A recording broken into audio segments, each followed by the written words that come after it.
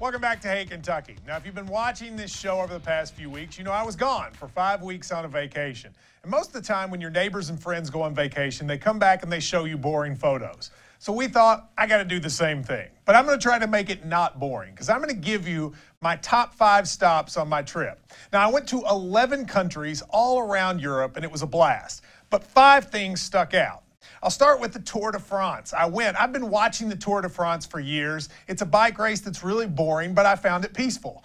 So I went to southern France to a little town called La Puy-de-Velay, and I went and watched the tour. I went to the finish line, and they told me I needed to get there 6 hours early.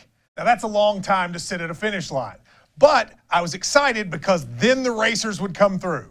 And as you see on this video, after waiting, here's what I got to see.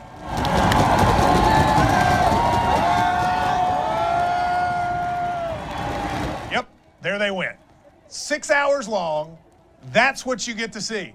Now, I have to say, it seems awful, but it was actually quite exciting. I got to interact with French people, not the ones in Paris, they're really rude, but just to be able to see the atmosphere. And in this little small town, they come once every 20 years.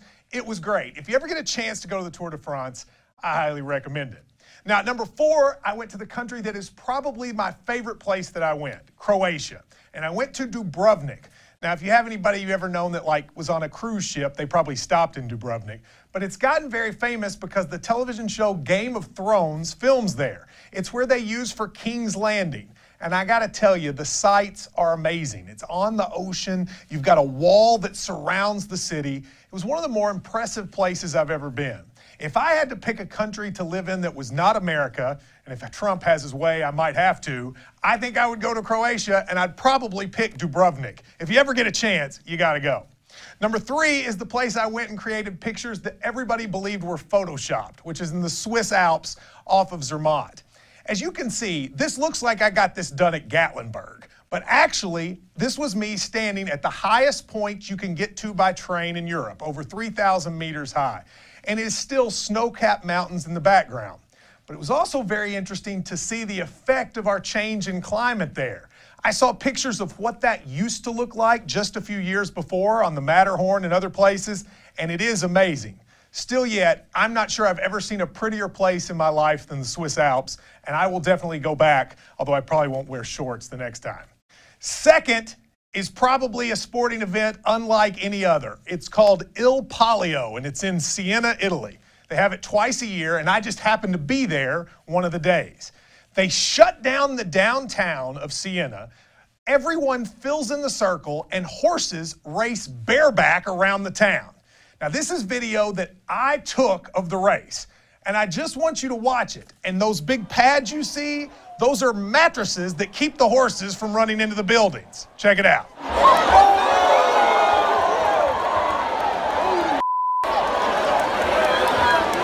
So as you can see, it was a pretty wild thing. Go to Siena and see Il Palio, although it'll be kind of odd.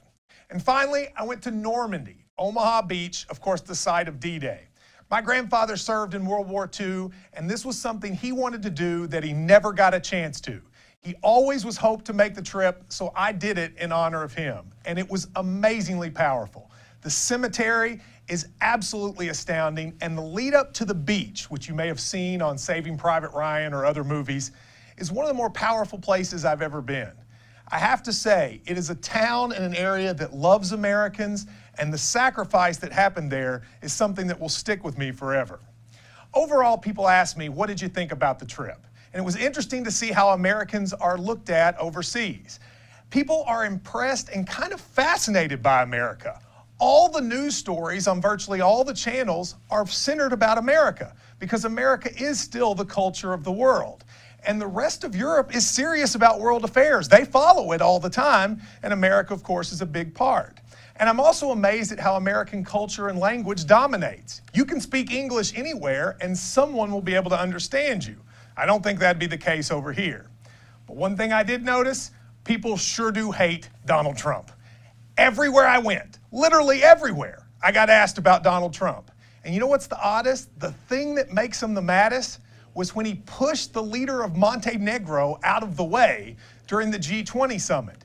That probably got brought up to me about 20 times as people asked me, what did people in America think about that? And I actually told them, I'm not sure how many people even knew about it. It was amazing how much Trump represents Americans overseas. But finally, probably the most powerful thing that happened to me was at the end. As I was leaving the Tour de France, in France they have a ride-sharing service. That's how you can get from place to place.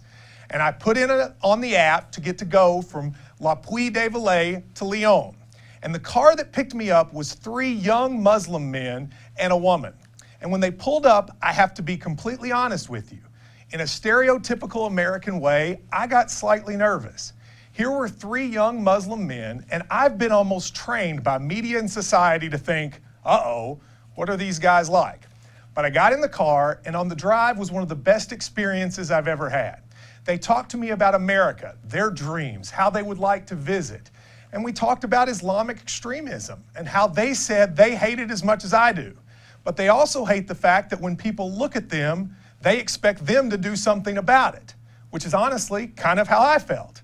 They said to me, if an American committed a crime and we wanted you to fix it, what would you do? There was probably no part of my trip that was more powerful than that. I went all over the world to realize a fact that's actually pretty simple. People are pretty much the same everywhere. They all want to have a great life, and they all want to be respected. And it took me going far away to once again realize that.